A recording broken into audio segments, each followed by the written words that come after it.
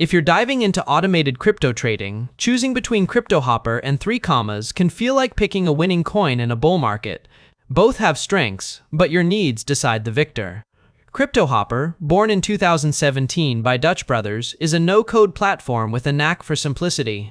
Its AI-driven algorithm, intelligence backtests strategies, picking the best for market conditions, while a marketplace lets you copy expert traders' setups, perfect for beginners or those chasing social trading. It supports 17+ exchanges like Binance and Kraken, offers arbitrage tools, and starts at 29 months, though its interface can overwhelm newbies and glitch reports linger.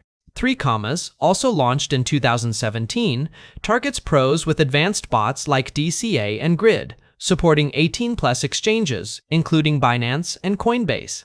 Its smart trade terminal and portfolio dashboard shine for multi-exchange management, and mobile access is robust, but it demands more setup effort and starts at 22 months. Cryptohopper's edge lies in its community-driven features. 3Commas wins for flexibility and professional tools. For ease and social trading, go Cryptohopper. For complex strategies and control, pick 3Commas. What's your trading style?